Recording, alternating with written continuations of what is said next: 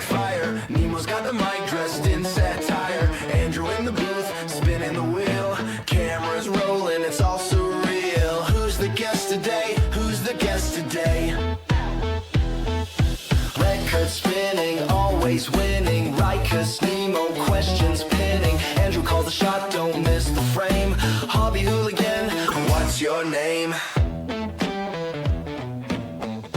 Hey, Hobby Hooligans. Welcome to Ashtabula Hobby Talk. I am Nemo, president of Amigos Radio Club, Ashtabula, amateur radio enthusiast, and I'm with... Hey, my name is Rykus. I'm the owner of Captain's Comics in North Kingsville, Ohio, and I'm the president of my own comic book collection, so... No presidentials today. No presidentials today? All right. That's all right. Hey, we're all partners here anyway, so it doesn't matter. We're working this together and making it happen. Yep. No special guests, no away missions. Just we do have some announcements though. Just a bunch of stuff to talk about. Yeah, yep. Absolutely. So you're heading out of town, man. You're closing the shop down and going down south to Xenia. Well, we're closed Friday. I got a friend of mine opening up Saturday. So. Okay, so hours are normal. Well, other than Friday, we're closed. Okay. That's not normal. And it's just hard for someone to run the store for us on Friday because it's a work day and a lot of my friends work, but Saturday is easy. So we'll be open normal hours on Saturday. Cool. So still come on down to the comic shop, buy some comics, and, talk to my friend Chris. He's very knowledgeable in DC. I don't know too much about DC, so. Is Chris the guy I know who lives up around the corner there? Yep, you worked on his gutter. We fixed his gutters for him last summer. He's Sure a good did. guy, Yep. nice guy. Me and him go way back since elementary school, and he's got to leave somewhere in the middle of the day, and my other friend from elementary school, Eric, he's going to take over for him, so. Well, I don't know Eric, but Chris is a good guy. Go chat with him. He's awesome. But yeah, I'll be going out to the Great Ohio Toy Show out in Xenia, Ohio. That's the largest toy show in Ohio. It is the huge. There's going to be over 700 vendors. If you're a toy collector or any kind of collector, chances are you're going to find whatever you're looking for there. That sounds awesome. Bring money if you're going, and definitely have a good time. You got to go to a big place like that. You got to bring some cash with you because otherwise you're just going to cry all day. There's going to be 7 buildings filled with toys. 7 buildings. 7 buildings with over 700 vendors. But this is a big deal. So you're taking a big truck van and a U-Haul and Yep. I'm taking half the store with me, so sorry about that. But the main comic books, the new titles will all still be there, and right. Bunch of the new dollars. pull lists and new comics. We're not taking those. Those stay with the shop. But yeah, I think people fly all the way out. I talked to some guy from Europe there last time. Wow, that's a big event. I was trying to sell him some big kind of toy. He was very interested, but he's like, I can't fly this all the way back. I was like, well, you can mail it. He's like, no. It. He's like, well, where do you live? I was like, he lives out of Europe? Yeah. That's expensive shipping. Yeah. And you better pack it good. But yeah, man, that sounds like fun. I'd like to go to a toy show. Oh, this is the best one. If you're going to go to any one, go to the Great Ohio Toy Show in Xenia, Ohio. Okay. They do a lot of stuff down there. Like that's where the Hamvention is down there in Xenia and Dayton. Well, it's Dayton. It's not really Dayton though, is it? It's Xenia. It's Xenia. Xenia is like right. You're going right to there. the Hamfest. It's in Xenia. It's in Xenia. Air Force Museum's down there. Yeah. Yep. Yeah. Mentioning that. I've been to that a couple times. That's really cool. Isn't that just also the Aeronautic Museum down there too? Air Force Aeronautics. Yeah. Yeah. We stop. We bring the kids with us, and on our way back, we like to hit some museums. And there's a big Shawnee museum for the Indians that used to live in that area. That's pretty good. They got like a little trail that you can go and little facts. And we go to the Wrights-Patterson Museum, check out the planes and the rockets that went to the moon and outer space. They have a lot of that stuff there. And we got some more of those coming up here real soon. Actually, now that you mentioned it, NASA's got the Artemis program back on track, and yeah, I heard we're sending someone out slingshotting around the moon. Yeah, we got a manned mission. They're going to be dropping something off up there that's supposed to be a platform for future moon missions. There's some controversy around that, though. I mean, some people are saying they're underfunding and they're just rehashing old space shuttle parts to put up there for propaganda purposes, so to speak. But in reality, you know what? Anytime they're going to make a shot at the moon, I'm all for it.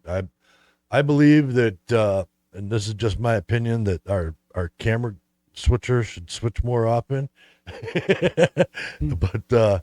But I also believe that we should be going out to space, and any opportunity we get to go do that, we should, because I think a lot of the resource issues that we have here on Earth would be taken care of, even if we're not looking at manned missions.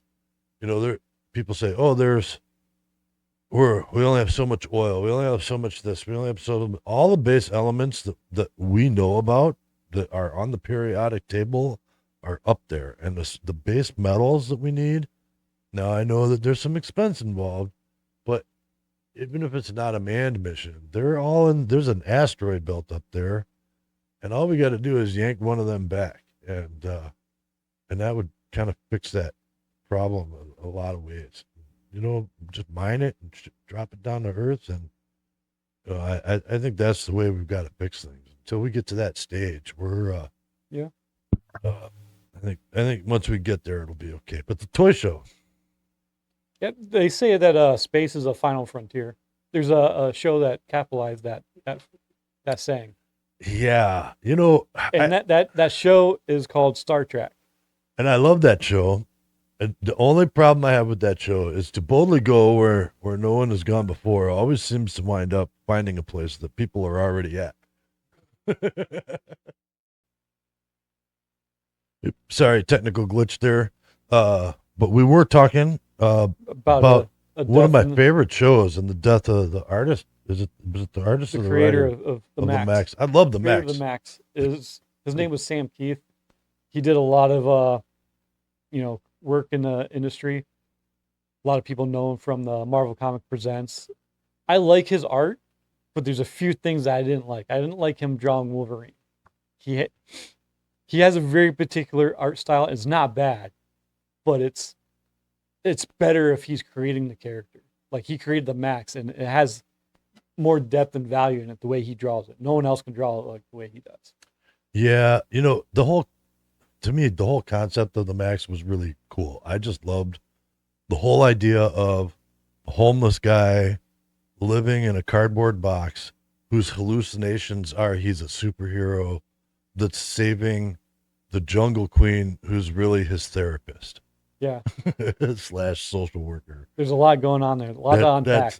That whole concept to me is just beautiful from the word go. Mm-hmm. And I can't necessarily say I relate, but it's just really cool. And the way I didn't do the comic book. I saw the animated series. Right. And that's when I fell in love with it. That's where a lot of people found it, was through the animated. Yeah, MTV, I think it was. Yeah, Liquid Television. Yep. They had Beavis and Butthead on there too. I mean, I wasn't a fan. I wasn't a fan. There's other shows on there. I liked Ren and Stimpy, but I was not a fan of Beavis and Butthead. I'm sorry. I watched Beavis and Butthead. That wasn't that bad.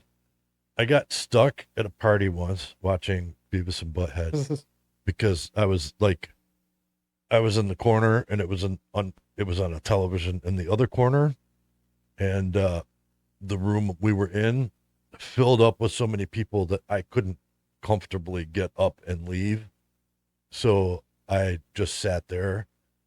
But I ended up sitting there for 4.5 hours in that room, in that corner, watching Beavis and Butthead. The thing about Beavis and Butthead is they're criticized music television.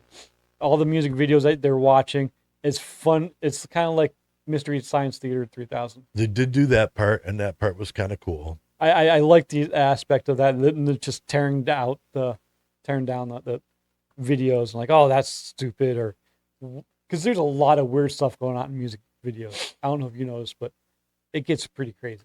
Well, yeah, because I was trying to film music videos and produce them for a long time, and I almost made a career out of it too. So yeah. So we were real close on that before we started. So watching Beavis and Butthead was like a good way for me to take in a lot of what works and what doesn't, and just the weird stuff. It's like, okay, that's a weird element, and they pointed that out. They weren't afraid to like mock it.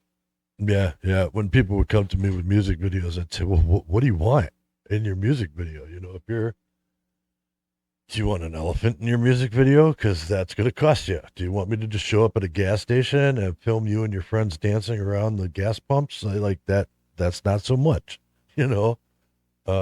They would have to scratch their head and think about that for a while. Yeah.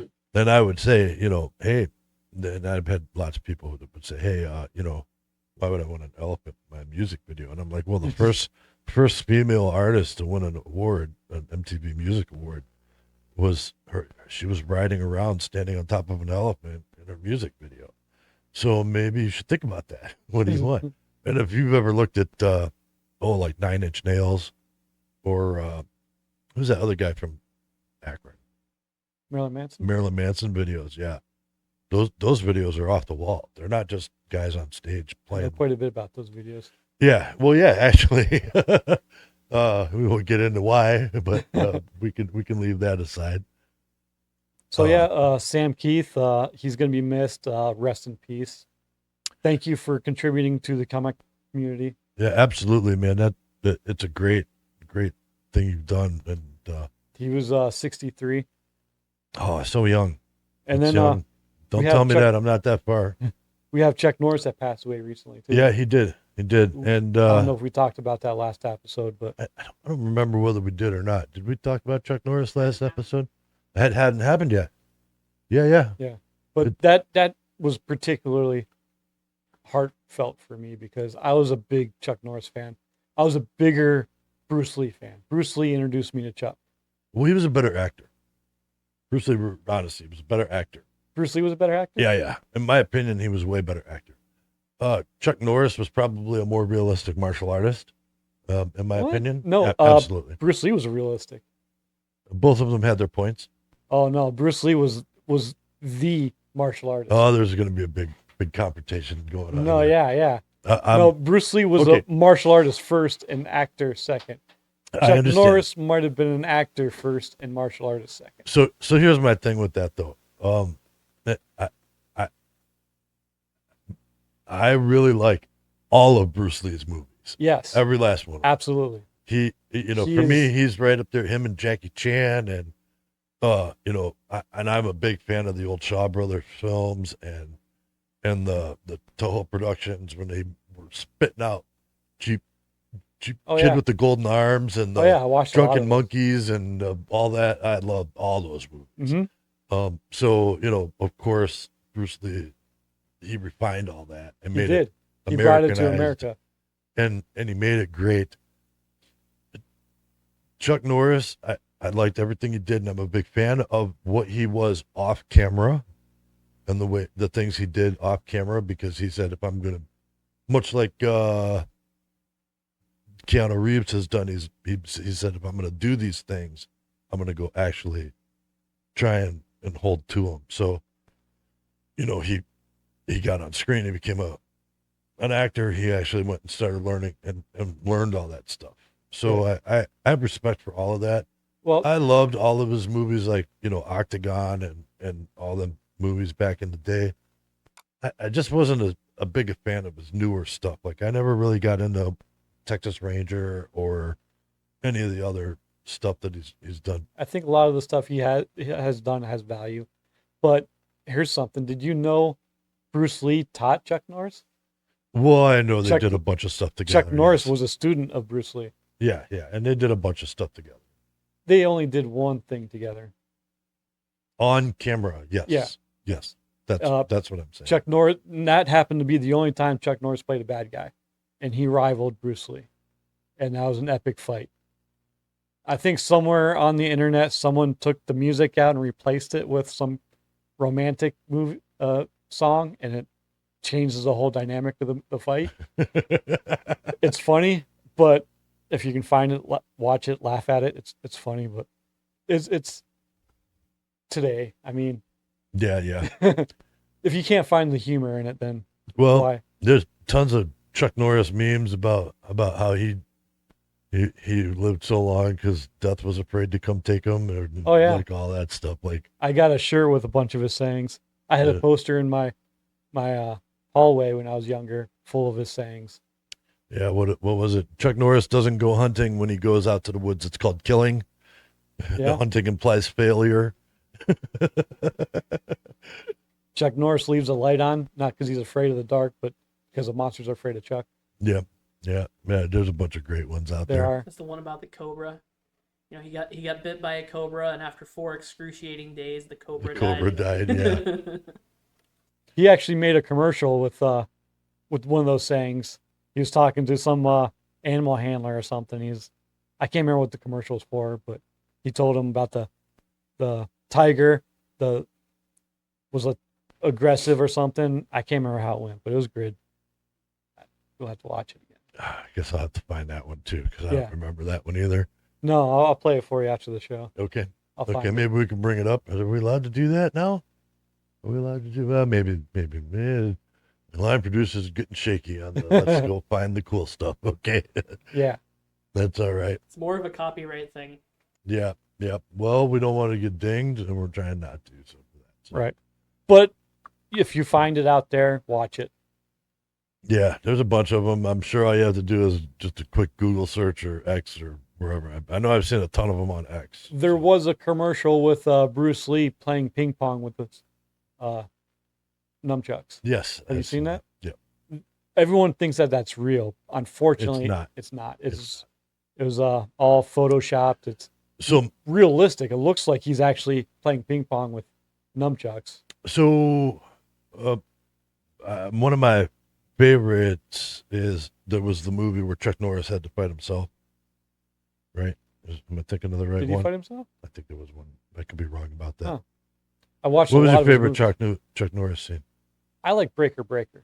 That was a good one to me because it kind of made me think about how truckers drive in unison. And Was a radio operator who also liked CB and all that. Breaker's right up there on my list. right, it was a good movie. Yeah. There's a bunch of them though. I liked Sidekick, Sidekick was good. about a kid fantasizing about being Chuck Norris's sidekick. What was the one where he had to fight his brother? He was adopted. It was him, right? He was adopted. Maybe I'm thinking That sounds like a Van Damme movie. maybe I'm thinking of the Van Damme movie. Yeah. That was Bloodsport. Now that I'm thinking about it. Mhm. Yeah. Definitely a Van Damme. Also a good movie. I That was like- actually the first Van Damme movie I saw. Oh, the first one I saw was No Retreat, No Surrender. Oh, really? Yeah. Yeah. I watched Yeah. that thing over and over again until that VHS was like destroyed. You know, Cyborg is my favorite Van Damme movie. Universal Soldier? Universal Soldier's up there on the list, but Cyborg is better. Universal Soldier is better than Cyborg. No way. Yeah. No, we're going to argue on that. Universal Soldier has like several more sequels. It has more sequels, but less plot. There's more plot in Cyborg than there is in all of the sequels of Universal Soldier. You know, there's a Cyborg comic book spinoff. I did not know that. I do. Okay. And now you do.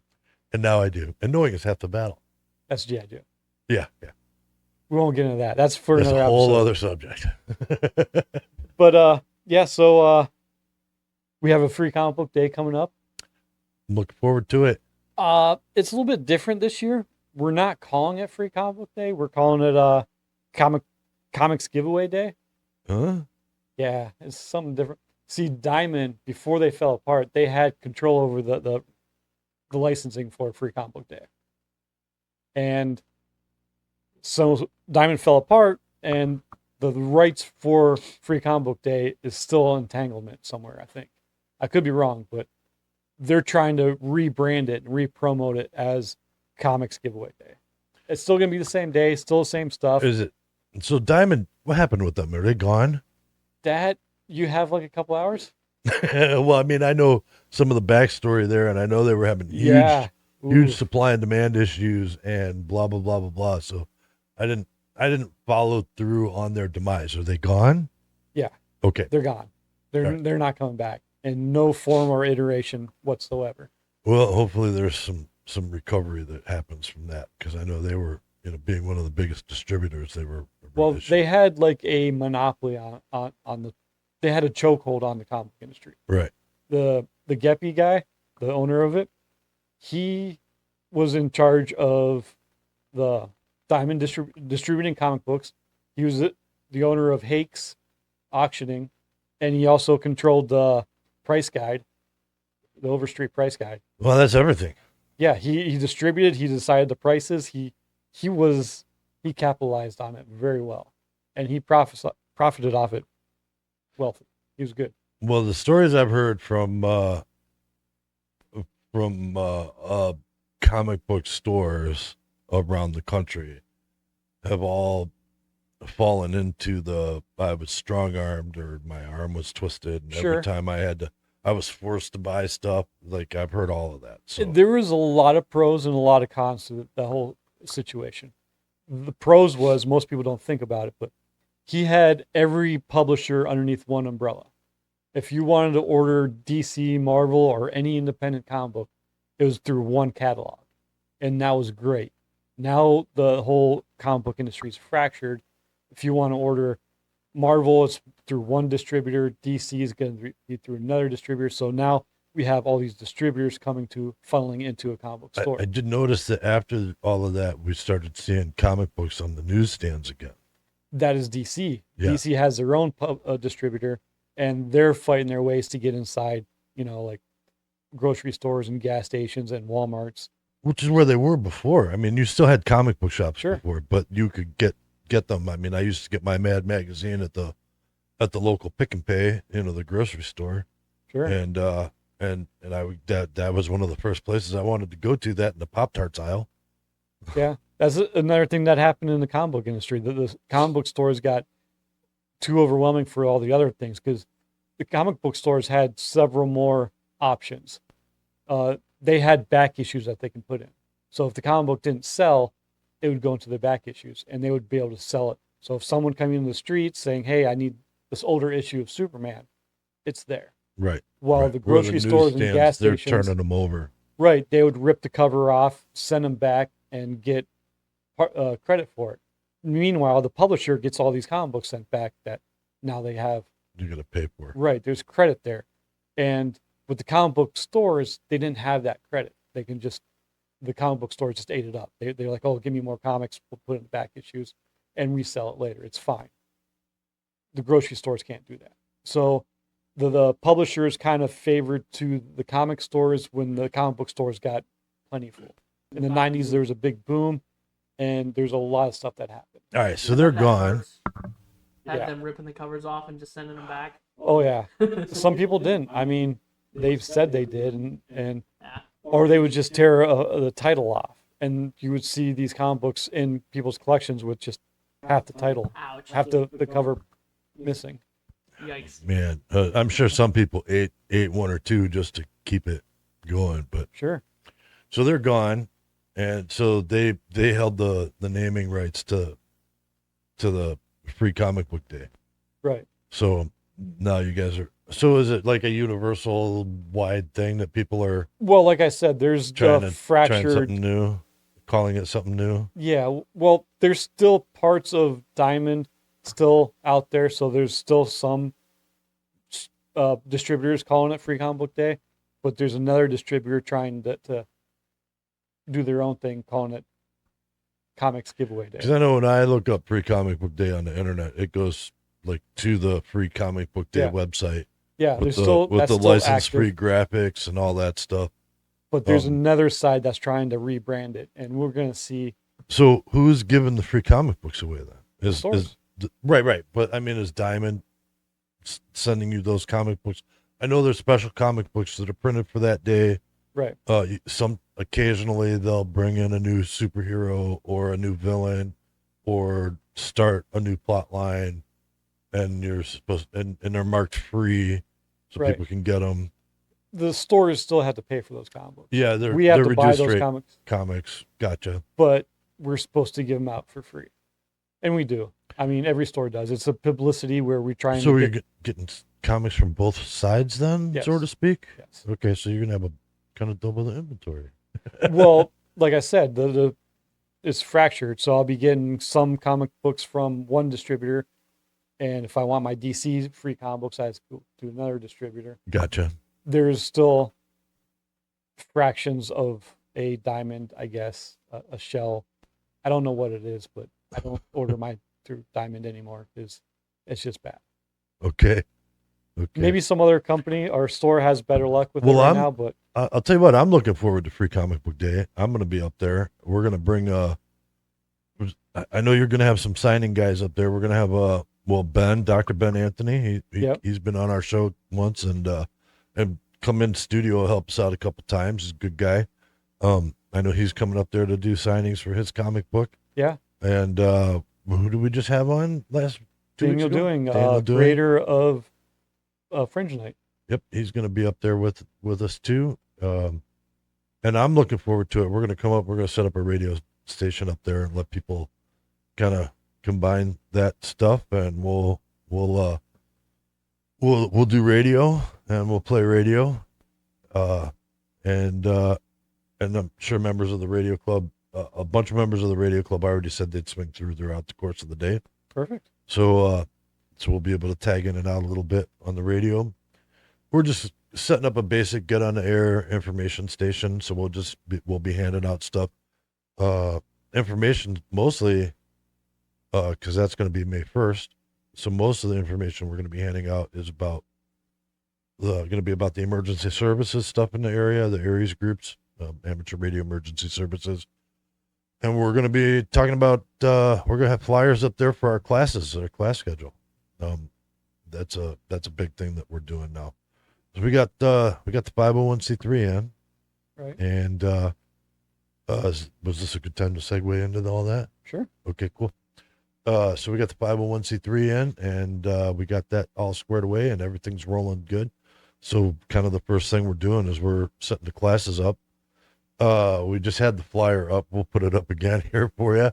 That QR code, if you scan that QR code, that'll take you to the kc8oh.org website, and you could sign up, and we'll put you through the 3-day course. It should be pretty easy enough for us to make happen. The 3-day course is the basic training course, so to speak, for getting your amateur radio license. We'll get that going. And cool. So we put the word out. We're going to probably have some Boy Scouts in there. We're going to probably have some trail life guys in there, hopefully testing up and taking the class.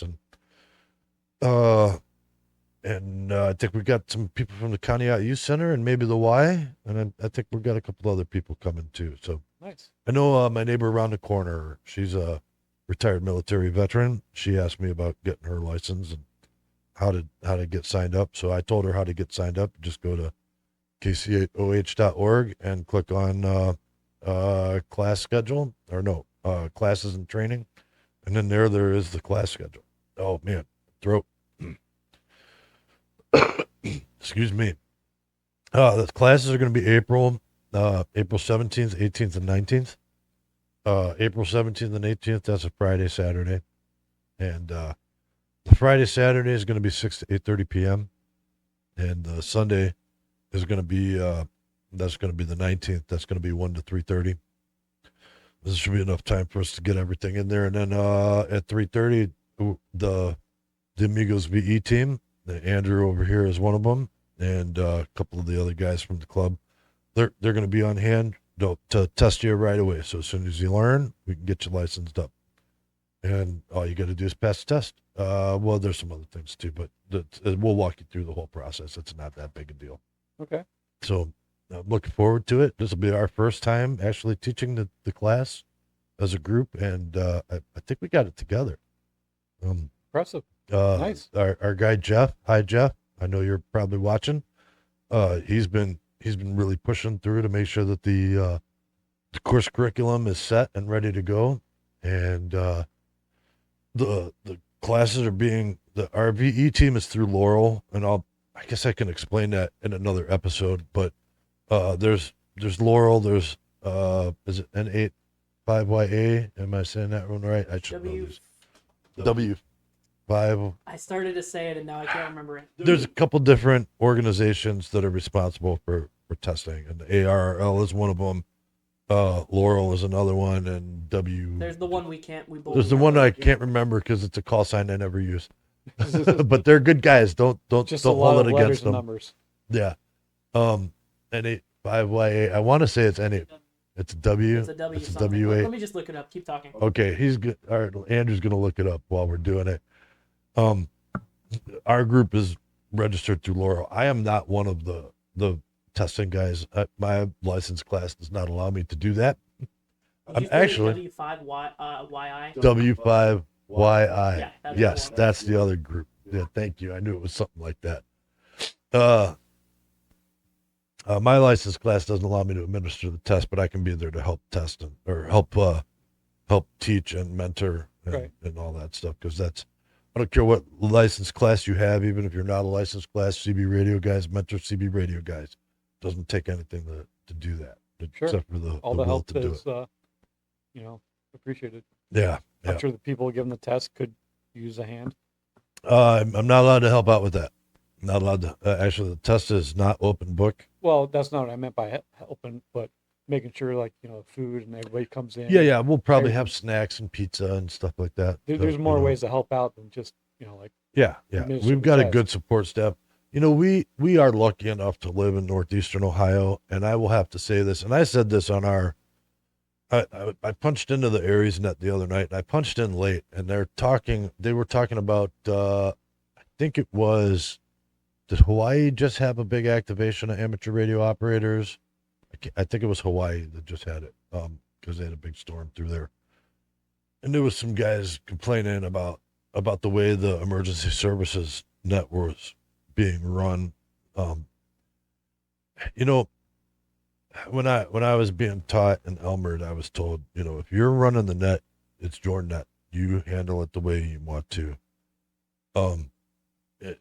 There are some standard things you kind of need to know, like how to pass traffic and how to take down the information correctly, and so you can give it to the next guy and they can understand it. But generally speaking, how you act and conduct yourself and how you run it, everybody runs their nets a little differently, so when you're in an emergency situation, there's some standardization you want to follow, but at the end of that, there was a big long thing that they talked about, and I kind of caught it at the tail end. And all I could think is, we're really lucky that we live in northeastern Ohio, because from really the whole state, but honestly, from like the west side of Cuyahoga County to pretty much the PA line, all the way down to past Youngstown. What's down that way? Down past Youngstown, all the way out into the P-Cars guys down there in what's that county that starts with a P? Portage County. We have a really, really, really strong amateur radio community up here. And there might be some headbutting that goes on, but in the end, when push comes to shove, everybody kind of steps out of the way and gets the job done. So I'm really proud of that, and to be a part of that. Awesome. But yeah, come out to the classes. The classes are going to be at the 3600 Stanhope Kellogg'sville Road in Pierpont. Well, it's really Pierpont, but it's going to say Jefferson on your GPS. And we'll be there for those 3 days. Cool. And while you got that up, I'm gonna sip my pop because I got a frog in my throat. That's why I brought it back up again. Thank you. Yep, scan the QR code and sign up. Should take you straight to the sign up page. Cool. And you'll get to talk to me. Yeah. I'll probably get your email. I forgot which director's email I sent it It's to. probably yours or mine. Which board members? It might be mine. I actually think I sent it to a domain address for one of our domain addresses. So it might be going to Andrew. It might be going to secretary at kc8oh.org. I guess I'll have to check that. Yeah, I guess you should start checking that, huh? Maybe I should give it to everybody. I haven't given those emails out to everybody on the board yet. We just got them a little bit ago, so. But hey, we got some big things coming up on the show here, and I can't wait to announce them next week. We got a big special guest coming in. I'm not going to say who it is, but it's somebody who's doing some great things locally in the area. We have some things on the calendar, and we're gonna have some pretty cool episodes coming up soon. Yeah, I can't Can wait. we reveal some of the hobbies that we're gonna have, or No, I like to make it all. We could give them all away at the I like to put the dates up on what we're having on Monday, because I don't want to get everybody's hopes up and to not be able to do it for some reason. okay? But yeah, so Mondays I upload the whatever it is. I didn't do it this week because we're just sitting in the studio chatting. So I think actually one of the things is, are we ready to start doing lives? We have had the capability to do lives for quite some time. It's just how reliable is the internet connection going to be? We'll figure it out. Maybe we should try a live one next week. Do you think? Yeah, I can do that. Should be I mean, able to. I almost hate to do it with a guest. Our first time doing a live. That might be a little much at once. Okay, so maybe we should test it a couple times first. Yeah, we can probably do that. All right, we can do that. Okay. Where we at time? We're at like 44-ish. Oh, perfect. Look Because at we're that. recording for this amount of time, and then we had our little issue. So Right. So hey, perfect. I can't wait to get everything together and we'll make it work. Yeah. Are you sure we can do a live? We just got to make sure we charge the microphones. if we need to get here at like 1 p.m. so I can fight with the computer for 5 hours, I'll do that. No, we won't have to do that. We'll do what we normally been doing. And We've been man, treating this like a live show anyway. pretty much. I mean, the away mission reels, that's gonna have to figure that out. But I know we were talking about maybe just doing a premiere and then sitting in the chat during the premiere. But I think we can do. I think getting the live chat up there, starting to do it live, I think that's going to be the way to go. Sure. I'm little, excited about it. A little bit of pre-planning, so look for it. So I what are we think our looking at? live shows are going to be a lot Three- better. 3. So maybe not next episode, because I promised him. He's been doing some live internet stuff too. Our guest next week, but he's still not quite ready to be on a full show, I think. So we'll tape or record, whatever the term is now, and then the next episode will go live. All right. So hey, Yeah, that's it. So 2 episodes from now, we're going to start live streaming. So tell everybody that we're going to start live streaming at 8:00. We are working for a 3-parter, I think. I can reveal that. For the girl. Is that what you're talking for about? The 3-parter. I think it's going to turn into 3 parts for the I girl. think so too. We've I'd like to see the. We've got a really awesome local hobbyist coming on the show. She's awesome. We will say that, and we're just waiting. I'm excited about for this the one. word go. I'm really excited about this one too. I would like to know a lot more about this hobby. Yeah. It's a hobby I know a little bit about, but not enough. That's for sure. And you'd be surprised what it is. So we'll get into that later. Yeah, but that's coming up next month. It's coming quick. Coming up next month, which is not that far away. So, all right. What else we got? I guess that's it. Yeah, that's all I got. Thank you guys. I don't know if Papa's going to keep fixing your voice, so. I don't think it's going to either. I think it's time. Yeah. All right. Like and subscribe. Yeah. Hit the comments down below and share the video. And don't forget, if there's like a community out there you want to share the video at, post it on there. Worst I can do is take it down. Yep. Don't forget so we got to talk about this a little bit, but 100 subscriber. Are we waiting on the 100 subscriber, or we just gonna give it randomly to somebody? I don't think we should give it to the 100th subscriber. So it's going out to somebody. We'll pull But once somebody. we hit randomly. 100 subscribers, we're so close. We're so close. I think once we've got something else. Once we break that threshold, right? We've just been waiting to give this away. I think once we hit the 100 subscriber, we should Beautiful do a randomized thing. See who would win it. Yeah, we could do that. We can do a random. And then, hey, check this out too. Captain's Comic T-shirt. That's a great T-shirt. That's a great Look, store. it's got wrinkles, but watch this. Wrinkles gone. The Captain's Comics. Any size, any color. Any color. Great store too. Great store. Go see it. And come by, check us out. Before the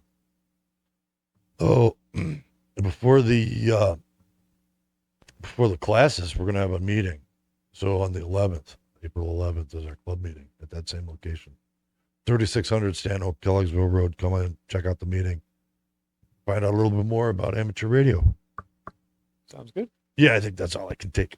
All right, everybody. All right. Thanks for watching. Hobby on.